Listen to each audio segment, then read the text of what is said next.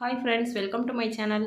இன்றைய பதிவு என்னென்னு பார்த்தீங்கன்னா, புதினா சட்னி. நம்மளோட சேனலில் ஏற்கனவே புதினா சட்னி எப்படி ரெடி பண்ணுறதுன்னு அப்லோட் பண்ணியிருக்கோம். இந்த டைம் என்னென்னு பார்த்தீங்கன்னா, நம்ம இதில் சேர்க்கக்கூடிய 3 பொருட்கள் தான்.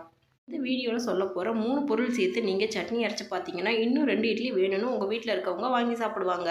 ஃப்ரெண்ட்ஸ், வீடியோக்குள்ளே போகலாம். தேவையான பொருட்கள் என்னென்னு பார்த்தீங்கன்னா, 2 பல்லாரியை கட் பண்ணி எடுத்து வச்சுக்கோங்க. சிறு துண்டு புளி, 6 பல்லு பூண்டு, சிறு துண்டு இஞ்சி, 1 ஸ்பூன் கொத்தமல்லி, 1/2 ஸ்பூன் சீரகம், 1 ஸ்பூன் எள்ளு, 2 பச்சை மிளகா, 2 வரமிளகா, 1 பெரிய சைஸ் தக்காளி எடுத்துக்கோங்க.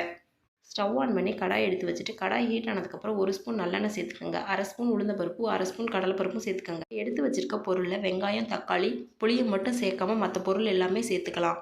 ஒரு 3 நிமிஷம் ஃப்ரை பண்ணதுனே நம்ம கட் பண்ணி எடுத்து வச்சுருக்கிற வெங்காயத்தையும் சேர்த்துக்கலாம். வெங்காயம் நல்லா கோல்டன் ப்ரௌனாக வதங்கணும். வெங்காயம் நல்லா வதங்கினதுக்கப்புறம் கட் பண்ணி எடுத்து வச்சுருக்க தக்காளியும் புளியும் சேர்த்துக்கலாம். 1/4 ஸ்பூன் அளவு உப்பு சேர்த்துக்கோங்க. தக்காளி நல்லா வெந்து மசிஞ்சதுக்கப்புறம் நம்ம எடுத்து வச்சுருக்கிற புதினா இலைகளையும் சேர்த்துக்கலாம். 2 நிமிஷம் நீங்கள் வதங்கினா போதும். ஆஃப் பண்ணிவிட்டு எடுத்து ஆற வச்சுக்கோங்க. ஆறுனதுக்கப்புறம் பெரிய மிக்ஸி சாரில் சேர்த்துட்டு கொஞ்சமாக தண்ணி சேர்த்து நீங்கள் நைஸ் பேஸ்ட்டாக அரைச்சி எடுத்துக்கோங்க. சட்னிக்கு தாளிப்பு கொடுத்துலாம். ஸ்டவ் ஆன் பண்ணி கடாயை எடுத்து வச்சுட்டு கடாய் ஹீட் ஆனதுக்கப்புறம் 1 ஸ்பூன் நல்லெண்ணெய் சேர்த்துக்கோங்க. கடுகு, கடலைப்பருப்பு, கருவேப்பிலையும் சேர்த்துக்கோங்க. சட்னியை சேர்த்துக்கோங்க. ஃபுல் ஃப்ளேமில் 3 நிமிஷம் சட்னியை கொதிக்க வச்சுட்டு ஸ்டவ் ஆஃப் பண்ணிடுங்க. இப்போ புதினா சட்னி ரெடி. உங்கள் வீட்டில் இந்த பதிவில் பார்த்த மாதிரி புதினா சட்னி ரெடி பண்ணி பார்த்துட்டு நல்லா இருந்ததுன்னா நம்மளோட சேனலை சப்ஸ்கிரைப் பண்ணுங்கள்.